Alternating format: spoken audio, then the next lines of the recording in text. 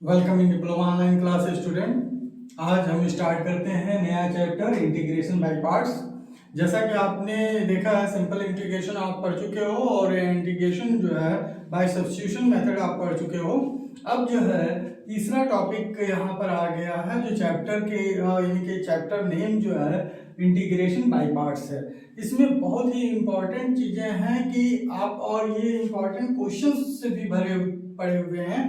कारण क्या है कि इसमें जो है दो फंक्शन एक साथ दे दिया जाता है तो आप कैसे इंटीग्रेट करोगे। ठीक है, यह सबसे बड़ी इंपॉर्टेंट सिस्टम इसमें आ जाता है, एक प्रोसेस आ जाता है। जैसे मान लीजिए कोई भी फंक्शन है और यह एफ एक्स है और ये जी एक्स है, ठीक है, और डी एक्स, इस तरह का कोई फंक्शन दे दिया एफ एक्स इंटू जी एक्स डी एक्स, यानी कि दो फंक्शन।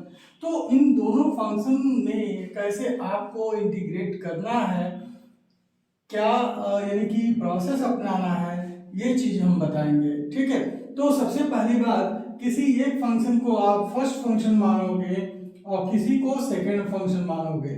ये डिपेंड कैसे होगा, किस पर डिपेंड होगा कि आप फर्स्ट फंक्शन किसको मानोगे और सेकंड फंक्शन किसको मानोगे। यह बताएंगे हम नियम, जिसमें ये नियम जो है जाना जाता है आइलेट मेथड से। किस मेथड से? ILATE method. तो सबसे पहले हम फार्मूला डिफाइन करते हैं, यहाँ डिराइव करते हैं फार्मूला, या आपके लिए लिखते हैं इसको कि यह इंटीग्रेशन का फार्मूला क्या आप लगाओगे। तो आप सबसे पहले ये ध्यान दो कि पहले फंक्शन, ठीक, को एज इट इज रखेंगे और दूसरे फंक्शन का इंटीग्रेशन करेंगे, यानी कि first function f x as it is होगा और सेकंड फंक्शन का integration g x d x, जो सेकंड फंक्शन आप माने हो, ठीक है, उसका इंटीग्रेशन हो जाएगा माइनस। अब जो है whole integration of the first function का डिफरेंशिएशन आप करोगे, यानी कि d upon d x of the first function, अगर एफ एक्स को फर्स्ट माने हो, ध्यान रखना। और integration, again integration of the second function, यानी कि integration of the second function क्या है, जी एक्स डी एक्स, यह जो है इंटीग्रेशन होगा और फर्स्ट का डिफरेंशिएशन, फर्स्ट फंक्शन का डिफरेंशिएशन और सेकंड का इंटीग्रेशन, और इस पूरे ब्रैकेट को जो आएगा इन दोनों का, यानी कि इसका फर्स्ट का डिफरेंशिएशन और सेकंड के इंटीग्रेशन से जो आएगा उसका इंटीग्रेशन, उस होल इंटीग्रेट का इंटीग्रेशन। ठीक है, तो ये हम जो है निकालेंगे इस विधि से। अब चलिए हम देख लेते हैं कि फर्स्ट फंक्शन किसे मानेंगे, सेकंड फंक्शन किसे मानेंगे।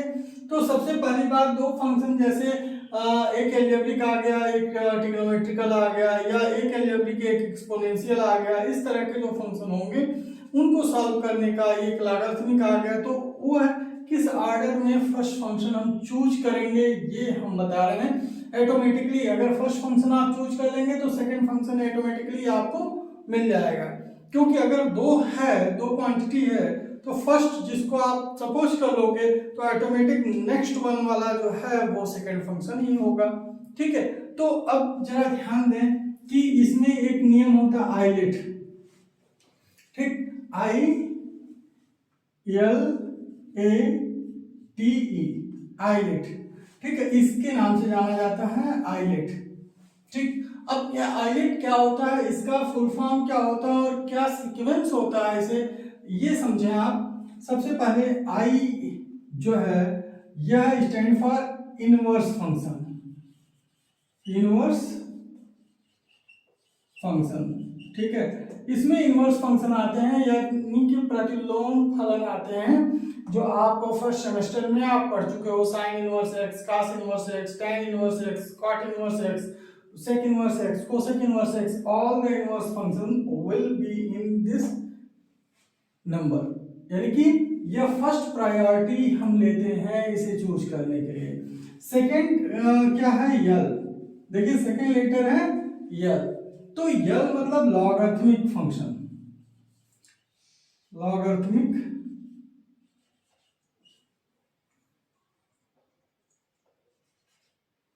फंक्शन,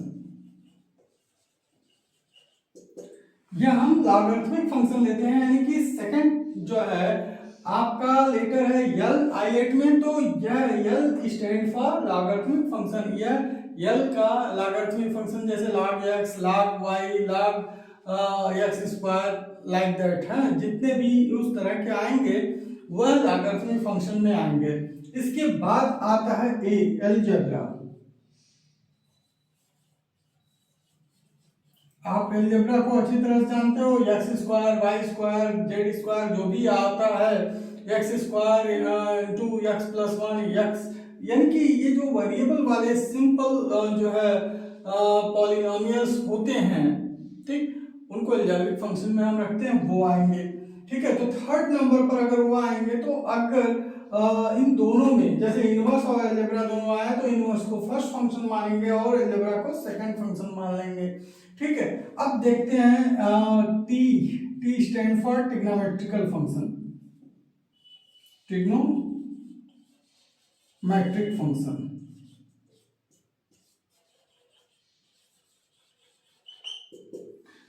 ये ट्रिग्नोमेट्रिक फंक्शन जो है टी स्टैंड करेगा, यानी कि टी से ट्रिग्नोमेट्रिक फंक्शन है, यानी कि sine theta, cos theta, tan theta, ये जो है देखिए यहाँ इनवर्स फंक्शन है और यहाँ ट्रिग्नोमेट्रिक फंक्शन, दो अलग अलग है।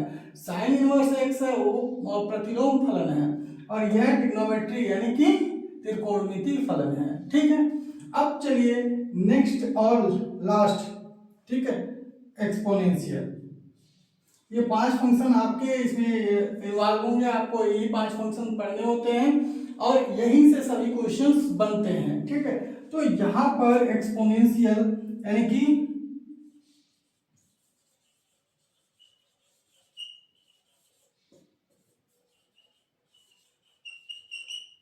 एक्सपोनेंशियल फंक्शन, ठीक, तो एक्सपोनेंशियल फंक्शन आपका लास्ट फंक्शन होगा। अब देखिए चूज कैसे करते हैं हम, क्वेश्चन के अनुसार क्वेश्चन यहाँ पर लिखेंगे, उसके साथ साथ बताएंगे हम इसे चूज कैसे करते हैं और क्या इनका प्रोसेस होता है इस फंक्शन में लाने के लिए। उसके बाद तो इंटीग्रेशन ऑटोमेटिकली हो जाएगा। अगर आप ये समझ लिए कि दो फंक्शन अगर हैं, कहीं कहीं पर बुक में u और v के नाम से भी यहाँ पर रिप्रेजेंट किया गया, इसे u लिखा गया, इसे v लिखा गया, तो दैट डजंट मैटर, आप भी u और v लिख सकते हो। u को फर्स्ट फंक्शन और फिर v का इंटीग्रेशन, फिर u का डिफरेंशिएशन, v का इंटीग्रेशन, और जो इन दोनों से आएगा इंटीग्रेंड जो होगा उसका, यानी कि इनका, उसका इंटीग्रेशन करके फाइनली हम आंसर ला देंगे। तो ये चीजें आपको पता होनी चाहिए। अब जरा इसे समझ लीजिए कि किस तरह से हम इस ऑर्डर का यूज करते हैं, ये इस क्रम का यूज कैसे करते हैं फर्स्ट फंक्शन को चूज करने के लिए और सेकंड फंक्शन को चूज करने के लिए। मान लीजिए इनवर्स फंक्शन है, यहीं पर आ गया x sine inverse x dx। अगर हमने ये क्वेश्चन ये ले लिया, x sine inverse x dx अगर ले लिया, तो यह ध्यान दें कि x जो है अलजेब्रा है और sine inverse x inverse trigonometry का है, तो ये फर्स्ट फंक्शन हो जाएगा। आप समझ सकते हो, इनवर्स पहले आता है, ठीक है, यानी कि फर्स्ट प्रायोरिटी है इसे फंक्शन को चूज करने का, फर्स्ट फंक्शन चूज करने का। तो इनवर्स क्या हो जाएगा, फर्स्ट फंक्शन। ऑब्वियस सी बात है, अगर इनवर्स फर्स्ट फंक्शन होगा तो अलजेब्रा उसका सेकंड फंक्शन, उस पार्ट का सेकंड फंक्शन हो जाएगा। ठीक है, तो आपके फर्स्ट और सेकंड फंक्शन यहाँ पर क्लियर हो गए, यानी कि यह इसके अनुसार fx हो गया, ये gx हो गया। क्लियर है? तो अब हम देखते हैं नेक्स्ट क्वेश्चन के लिए। अगर आपने क्वेश्चन नंबर 2 ऐसे ले लिया x cos x dx, अब बताएं, यहां पर अलजेब्रा और ट्रिग्नोमेट्री आया है। देखिए ये क्या है, x अलजेब्रा है और cos x ट्रिग्नोमेट्री है। ठीक, तो अलजेब्रा और ट्रिग्नोमेट्री आया है, तो अलजेब्रा आपका पहला प्रायोरिटी आ रहा है। ठीक है, तो ये फर्स्ट फंक्शन अलजेब्रा हो जाएगा, और इसके रिस्पेक्ट में ये सेकंड प्रायोरिटी पर है, यानी कि दूसरे नंबर पे है यहाँ पर, तो ये क्या हो जाएगा, जब ये फर्स्ट बन गया तो ऑब्वियस सी बात है ये सेकंड ही होगा। ठीक है, तो फर्स्ट फंक्शन और सेकंड फंक्शन इस तरह से चूज कर सकते हैं आप। क्लियर? तो ये जरूरी नहीं है कि इस क्वेश्चन में तो ये x फर्स्ट सेकंड फंक्शन था तो इसमें भी वो सेकंड फंक्शन बनेगा, ऐसा कुछ नहीं है। ठीक है, आप इनके अनुसार चेक करोगे कि कौन सा फर्स्ट फंक्शन और कौन सा सेकंड फंक्शन बनेगा। क्लियर? और यह आपको इजी वे में सॉल्व करा देगा, आंसर आ जाएगा। ठीक, अब चलिए एक और क्वेश्चन लेते हैं जिससे कि सभी जो है इसमें प्रॉब्लम क्लियर हो जाए। जैसे अगर हमने कहा log x, देखिए log x का डायरेक्ट इंटीग्रेशन नहीं हो पाता है, ये बहुत इंपॉर्टेंट क्वेश्चन है। ठीक है, इसको भी ध्यान रखिएगा। तो log x भी बाई पार्ट से ही जो है ये लगता है, तो बाई पार्ट से अगर सॉल्व करेंगे तो log x क्या हो जाएगा, यानी कि इसको आप लिख सकते हैं 1 इंटू log x। जहां कोई फंक्शन ना हो वहां, चूंकि हर एक नंबर जो है 1 से मल्टीप्लाइड होता है, तो इसलिए 1 इंटू लॉग एक्स लिख सकते हैं। और 1 अलजेब्रा के फंक्शन में काउंट होता है, तो इसलिए लॉग जो है फर्स्ट प्रायोरिटी पर आ जाएगा आपका, और यह जो है यह फर्स्ट फंक्शन बन जाएगा और 1 सेकंड फंक्शन बन जाएगा। इसलिए मैं बता रहा हूं कि इस तरह का क्वेश्चन आएगा। यहाँ ये नहीं कि 1 को अलजेब्रा घोषित कर दिया तो न्यूमेरिकल पार्ट है, न्यूमेरिकल ही है। ठीक है, एज ए न्यूमेरिकल ही है, लेकिन x के रिस्पेक्ट में आ रहा है तो उसका इंटीग्रेशन x हो जाएगा, इसलिए वो अलजेब्रिक फंक्शन बनेगा। ठीक है, आप ये इस बात को ध्यान में रखना, वो न्यूमेरिकल है लेकिन हमें यहाँ एक फंक्शन मिल जाता है, इसे क्रिएट करते हैं। और अब कोई कहता है कि सर 1 है तो कैसे न्यूमेरिकल को हम अलजेब्रा, बेटा 1 can be written as x power 0। ठीक है, अगर ये dx के रिस्पेक्ट में है तो x पावर 0 हो गया 1। और हम जब इंटीग्रेट करते हैं तो क्या करते हैं, अगर x का कोई x पावर n है तो एज ए 0 n की तरह ट्रीट होगा, तो 0 + 1 अपॉन 0 + 1 बन गया x। ठीक है, तो इसलिए ये अलजेब्रिक पार्ट में यानी कि अलजेब्रिक फंक्शन के रूप में लिया जाता है। इस चीज का आप बहुत बखूबी ध्यान रखिएगा।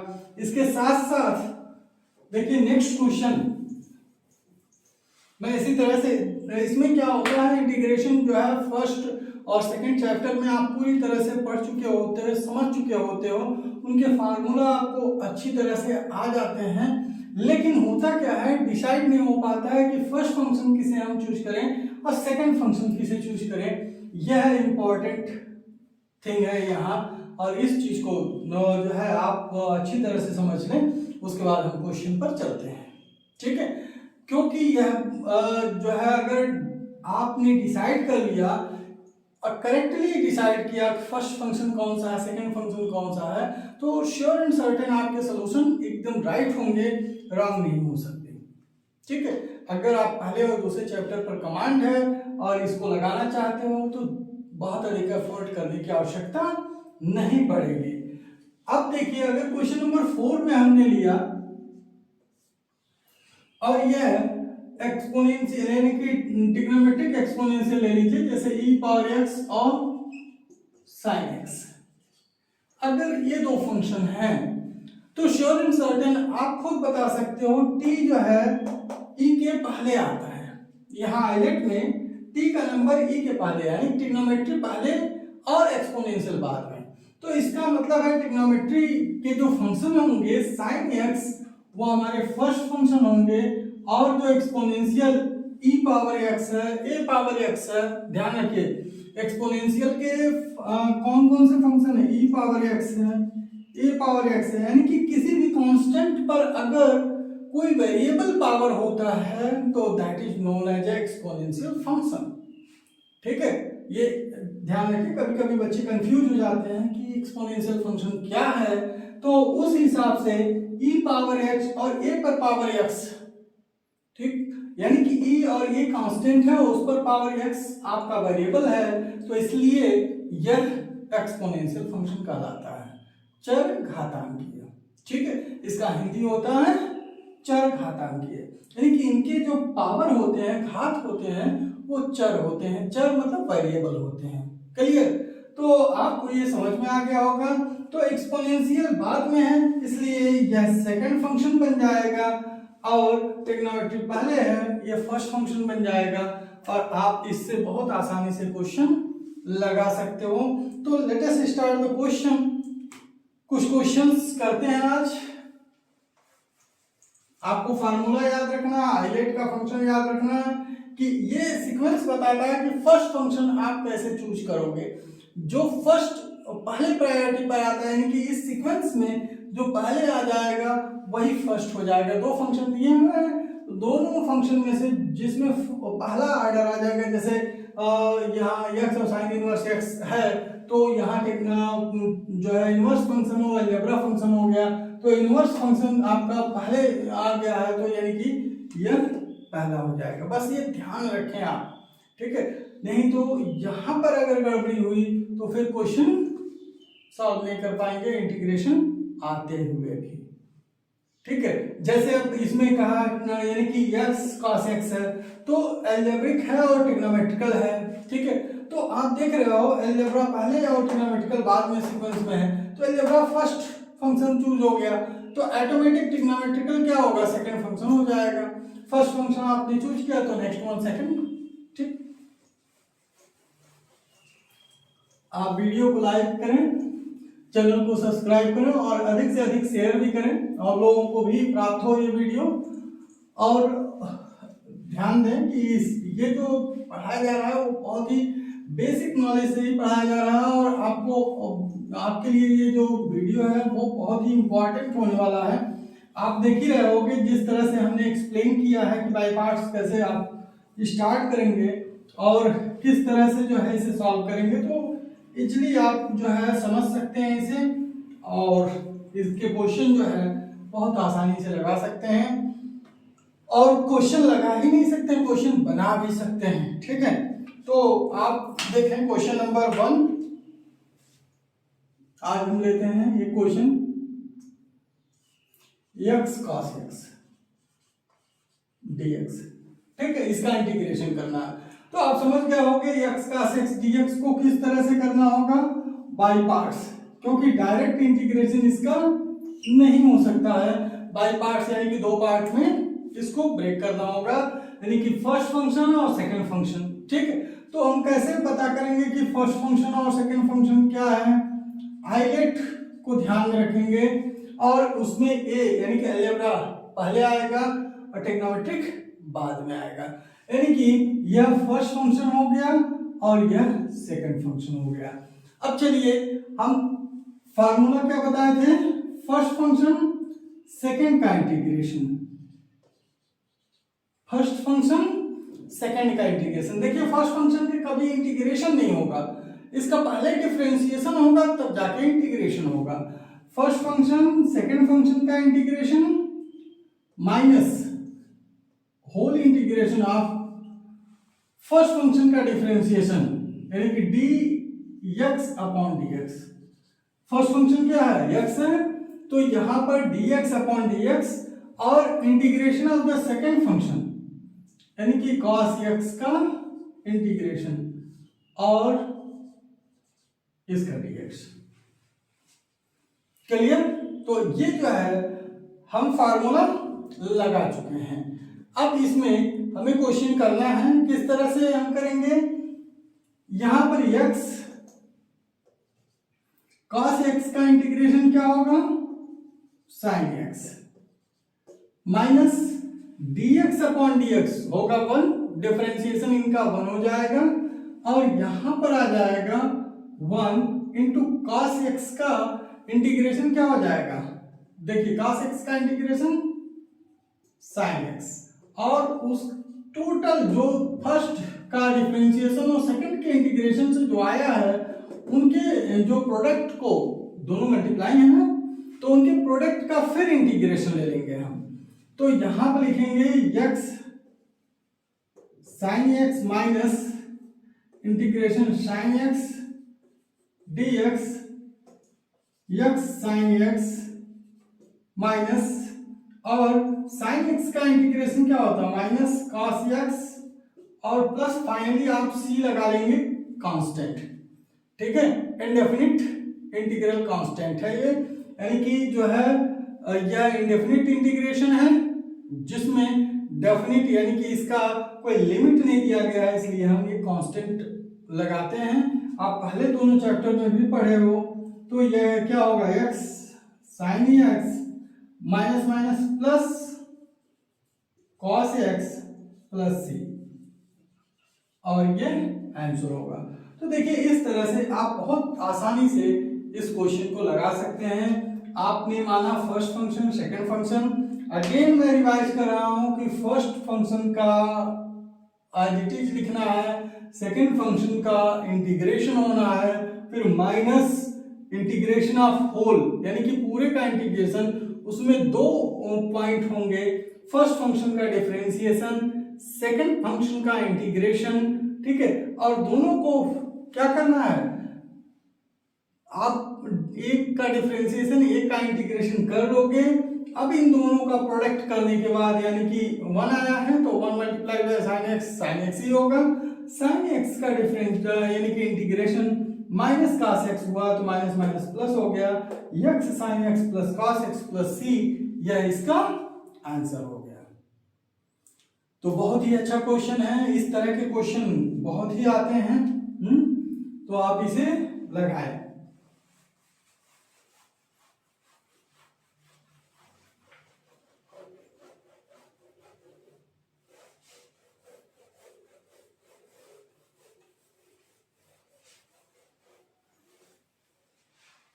Now the next question is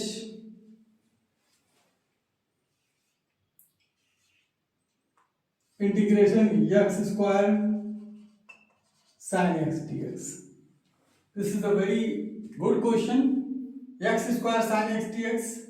अब यहाँ पर आपको पता चलेगा क्यों इसको जो है बाय पार्ट्स करते हैं और क्या बेनिफिट होता है, फर्स्ट फंक्शन और सेकंड फंक्शन क्यों कंसीडर करते हैं, ठीक है, और आइलेट के अनुसार ही क्यों कंसीडर करते हैं। यहाँ पर कई चीजों के जवाब आपको मिलने लगेंगे। पहली बात यहाँ देखिए x square sine x dx है। आप क्या करोगे, एक्स स्क्वायर आपका अलजेब्रिक फंक्शन है और साइन एक्स ट्रिग्नोमेट्रिकल फंक्शन है।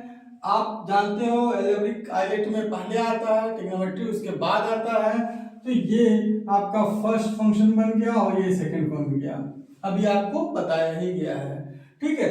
इसके साथ साथ आप फिर वही फार्मूला अपनाओगे, x square integration sine x dx minus integration of whole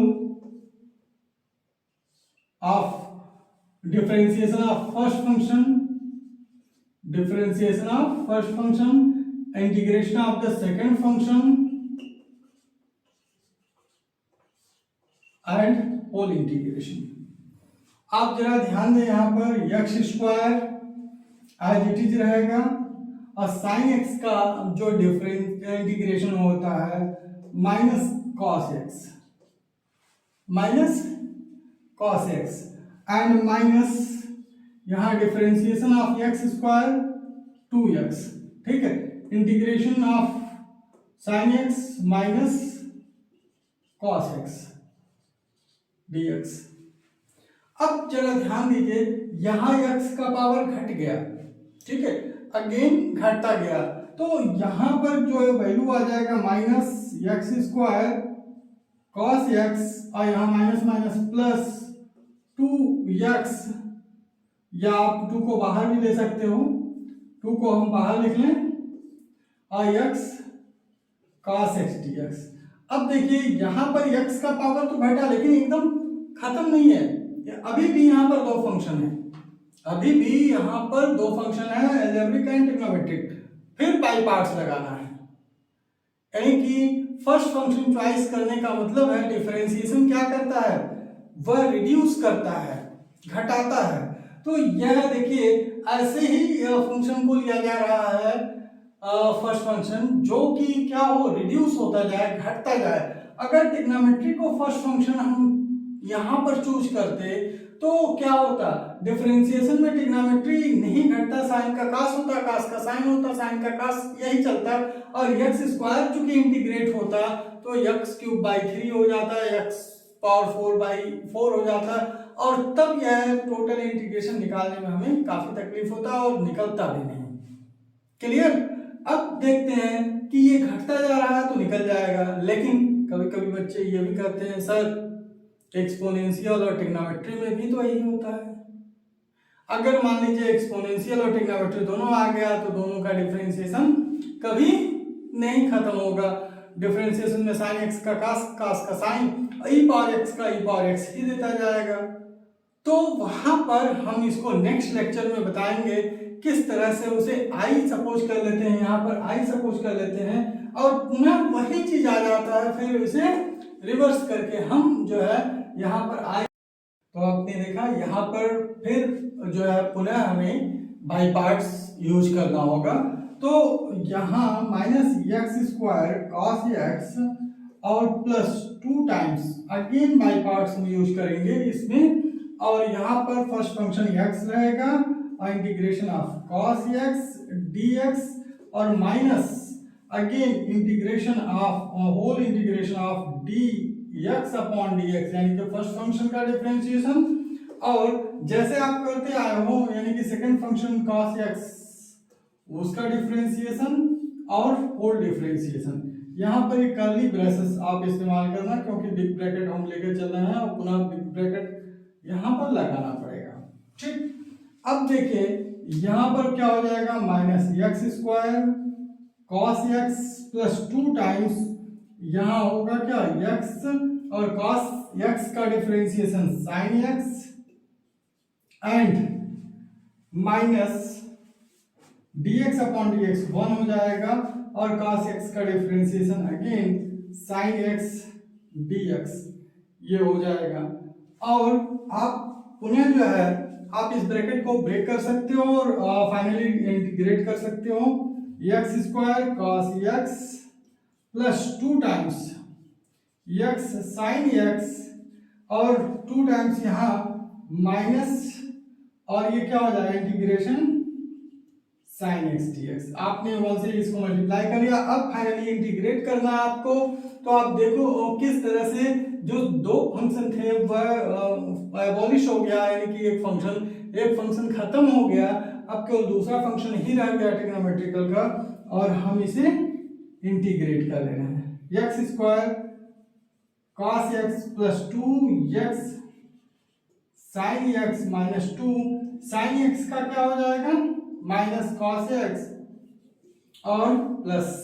यहाँ फाइनली आपने c लगा दिया इंटीग्रल कांस्टेंट और -x² cos x +2 x sin x और minus +2 cos x plus c। यह जो है आपका टोटल इंटीग्रेशन हो गया इसका। तो इस तरह से आप इसे सॉल्व कर सकते हो। देखो दो पार्ट में हुआ, पहला पार्ट आपका यहां से यहां तक आया, फिर आपको बाई पार्ट्स यहां पर मिल गया और फिर यहीं से आप सेम फार्मूला रिपीट किए और फिर यहाँ फाइनल खत्म हो गया। तो इस तरह से भी ये बाई पार्ट्स लगेंगे, यही इसका इंपॉर्टेंस भी है इस फार्मूले का। ठीक है, तो चलिए नेक्स्ट क्वेश्चन हम लेते हैं।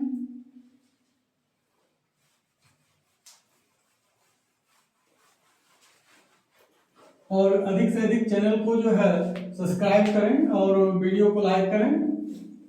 और देखिए ये वीडियो आपके लिए काफ़ी इम्पोर्टेंट होने वाला है और आपको को जो एक्सप्लेन किया गया हाईलाइट और जो है बाई पार्ट्स का, यह हर जगह आपको अब जो है जितने चैप्टर्स होंगे इंटीग्रेशन के उसमें जो है ये यूज होगा। ठीक है, तो आप इस चीज़ को ध्यान रखें और इससे रिलेटेड जो है क्वेश्चंस लगाते रहें। नेक्स्ट क्वेश्चन हम लेते हैं, question number 3, x e power x dx। Question number 3 है x e power x dx। Solution देखिए इसका।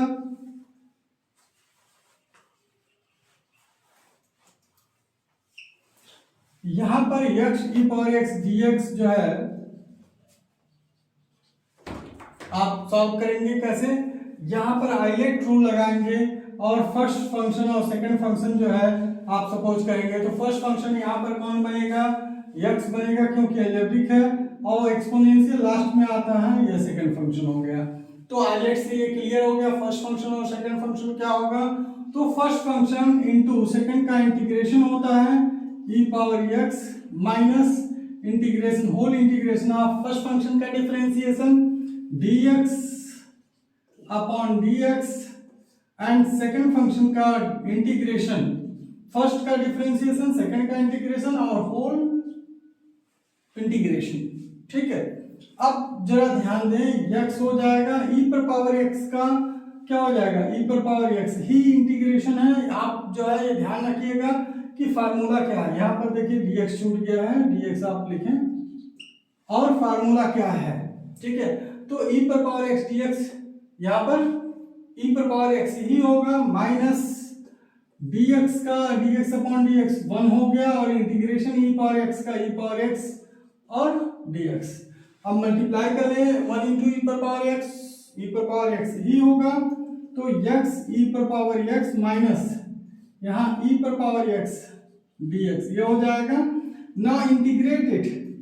ठीक है, जो इंटीग्रेशन में इंटीग्रेंड है उसको इंटीग्रेट कर लीजिए, तो यहाँ पर क्या हो जाएगा e पर पावर x प्लस c, यह आंसर हो जाएगा। ठीक, तो देखिए कितनी आसानी से ये एक्सपोनेंशियल टर्म जो है यहाँ पर सॉल्व हो गया और आपने इसे बहुत आसानी से सॉल्व कर लिया। फर्स्ट फंक्शन और सेकंड फंक्शन, अगर इसी को फर्स्ट और इसको सेकंड मानते तो ये बढ़ता जाता और कभी खत्म नहीं होता है। ठीक है, तो ये ध्यान रखें कि आपको फर्स्ट फंक्शन किसे चूज करना और सेकंड फंक्शन किसे चूज करना है। ठीक है, ये बहुत ही इंपॉर्टेंट चीज है। अब आ जाए नेक्स्ट क्वेश्चन पर।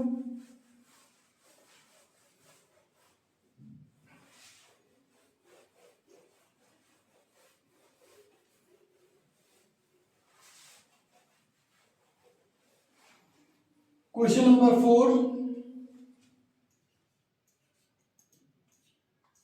इंटीग्रेशन x और cos x sin x या sin x cos x sin x cos x dx। ध्यान दीजिए, इसमें अब लग रहा है कि 3 फंक्शन आ गए हैं, लेकिन ऐसा कुछ नहीं है। आप देखिए x एक यानी कि x है और दूसरा ट्रिग्नोमेट्रिकल, यानी कि एक अलजेब्रा है और दूसरा ट्रिग्नोमेट्री है, तो इसे थोड़ा सा हमें जो है सिंप्लीफाई करना पड़ेगा पहले, इंटीग्रेट करने के पहले कि 2 ही फंक्शन इसे बनाना पड़ेगा। sin x cos x dx है, आप जानते हो 2 sin x cos x sin 2x हो जाता है, तो आप क्या करोगे 1/2 से मल्टीप्लाई और अंदर 2 से मल्टीप्लाई कर लोगे, x into 2 sin x cos x dx। आप जानते हो 2 जो है कांस्टेंट है, तो ये मल्टीप्लाई हो सकता है अंदर जाकर, तो 2 से 2 कट जाएगा, वैल्यू वही रहेगी, वैल्यू नहीं बदलेगा, केवल आपने उसका फॉर्मेट बदल दिया, फॉर्म बदल दिया। तो यहाँ पर क्या होगा कि 1/2 और यह x और 2 sin x cos x, आप जानते हो sin 2x होता है, sin 2x और dx। ठीक है, अब sin 2x dx हो गया है। अब ये सेकंड फंक्शन हो गया, ये फर्स्ट क्यों, क्योंकि अलजेब्रा पहले आता है, तो ये फर्स्ट फंक्शन हो गया, ये सेकंड। जरूरी नहीं है कि हर बार आप लिखें, आप जो है आप समझ गए होंगे, हर एक क्वेश्चन में यही चीजें चल रही हैं, तो there is no need to write. ठीक है, इसे लिखने की कोई आवश्यकता नहीं होती है। अब जो है यहाँ पर 1/2 और x और sin 2x ये है, तो यहाँ पर x जो होगा वह फर्स्ट फंक्शन होगा x, और sin 2x यानी सेकंड फंक्शन, तो sin 2x का जो है आपका इंटीग्रेशन हो जाएगा minus integration of total differentiation of dx upon dx और इंटीग्रेशन ऑफ sin 2x हो जाएगा dx होल dx, यह हो जाएगा।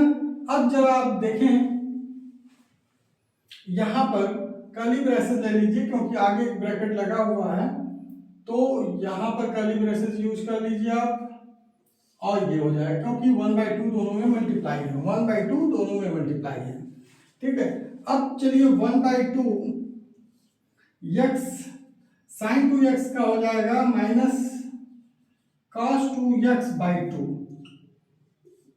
ठीक है, यह जब इंटीग्रेशन होता है, इंटीग्रेशन में कोई मल्टीप्लाई यानी कांस्टेंट अगर मल्टीप्लाई है तो वह डिवाइड में आ जाता है। ठीक है, और वही डिफरेंशिएशन में अपोजिट होता है, अगर मल्टीप्लाई है तो मल्टीप्लाई ही रहेगा, डिवाइड में नहीं आएगा। ये सपोज करने की वजह से ऐसा होता है। माइनस यहाँ पर dx/dx 1 हो जाएगा, और यहाँ पर भी जो है आप 1 इंटू यहाँ पर माइनस cos 2x/2 dx ये आ जाएगा।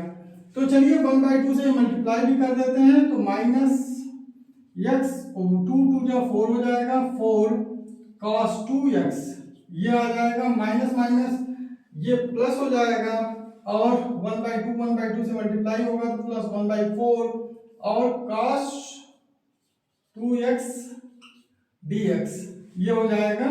और cos 2x dx का अगेन आप इंटीग्रेशन करेंगे तो ये क्या मिलेगा, आप जरा ध्यान दें, minus x/4 cos 2x plus यहां पर हो जाएगा 1/4 into 1/2।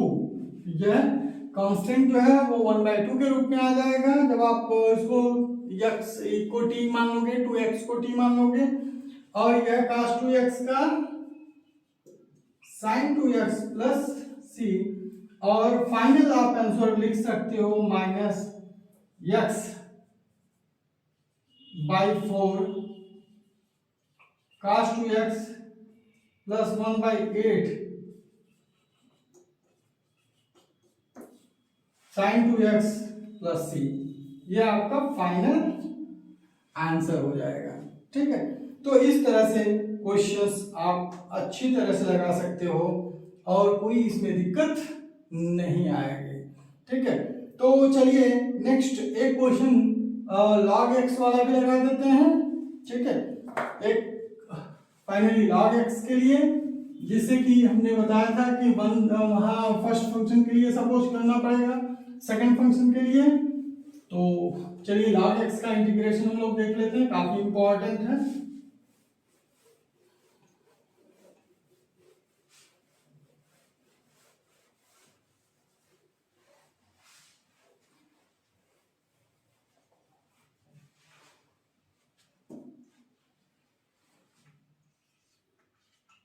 Question number 5 log x dx। अब देखिए कुछ का डायरेक्ट इंटीग्रेशन नहीं हो पाता है, जैसे इनवर्स फंक्शन का या लॉगरिथमिक फंक्शन का डायरेक्ट इंटीग्रेशन होता ही नहीं है, तो आपको बाय पार्ट्स ही करना पड़ता है। और यहाँ पर जो है log x उसी में से एक है, log x dx अगर लिए तो आप इसको कर लेंगे 1 कंसीडर करेंगे, और log x dx log x first function बन जाएगा, 1 सेकंड फंक्शन। ठीक है, अभी हमने इसका पहले एक्सप्लेन भी किया है। अब चलिए log x फर्स्ट फंक्शन हो जाएगा, तो first function into integration of the second function minus integration of whole differentiation यानी कि dx ऑफ log x, क्योंकि फर्स्ट फंक्शन का डिफरेंशिएशन करते हैं। ठीक है, और integration of the second function 1 dx whole dx हो जाएगा। चलिए log x और इंटू यह x होगा। ठीक है, ये log x अलग है, इंटू x आगे आ जाएगा, माइनस ये log x का डिफरेंशिएशन 1/x और 1 dx का डिफरेंशिएशन जो होगा 1 का वो x होगा, तो यह x से x कैंसिल, जो प्रोडक्ट निकालेंगे तो x से x कैंसिल आउट हो जाएगा, और यह क्या होगा x log x माइनस ये 1 बचेगा और 1 dx डिफरेंशिएट करेंगे, और यहां पर x log x minus integration x होगा प्लस c, और यह आपका आंसर होगा। तो बहुत ही इंपॉर्टेंट क्वेश्चन है। देखिए छोटे छोटे क्वेश्चंस ही इंपॉर्टेंट बन जाते हैं, अगर आप इसको ध्यान नहीं दोगे तो ये काफी मुश्किल भी होगा। तो log x dx का इंटीग्रेशन कैसे करते हैं, तो बाय पार्ट्स करते हैं। 1 into log x dx, log x आपका फर्स्ट फंक्शन बन गया, तो पहले log x into 1 का इंटीग्रेशन, फिर log x का, चूंकि फर्स्ट फंक्शन है log x, तो log x का डिफरेंशिएशन, 1 का इंटीग्रेशन। अब जो है log x का डिफरेंशिएशन होता क्या है 1 by x, और 1 का इंटीग्रेशन x होता है, x से x कट जाएगा, और x into log x यहाँ पर हो गया क्योंकि x अलग है, log x अलग है, तो x log x हो जाएगा। एंड 1 जो है इन दोनों का मल्टीप्लाई करने पर प्रोडक्ट क्या आएगा, x से x कट जाएगा, आएगा 1 dx, यानी कि 1 का इंटीग्रेशन आपका x होगा, तो x log x minus x plus c, यह log x का इंटीग्रेशन हो जाएगा। ठीक है, यह आपका इंपॉर्टेंट रहा क्वेश्चंस, और 5 क्वेश्चन इसमें अगले जो है लेक्चर में हम और क्वेश्चन लेकर यहाँ प्रेजेंट होंगे, और इसमें कई यानी कि छोटे मोटे प्रोसेस हैं जो आपको बताने हैं। जैसे मैंने कहा कि अगर एक्सपोनेंशियल और ट्रिग्नोमेट्रिक दोनों एक साथ आ जाए तो क्या करोगे, उस स्थिति में भी बताना है। ठीक है, तो इनवर्स फंक्शन और ट्रिग्नोमेट्रिक फंक्शन या और कोई फंक्शन आता है तो उसके बारे में अलग अलग प्रोसेस जो होंगे, खासकर एक्सपोनेंशियल एंड लॉगरिथमिक यानी ट्रिग्नोमेट्रिकल का, वो भी बताया जाएगा कल। तो कल का लेक्चर भी बहुत इंपॉर्टेंट है, आप जरूर ध्यान रखें और वीडियो को देखते रहें। आज का होमवर्क ले लीजिए।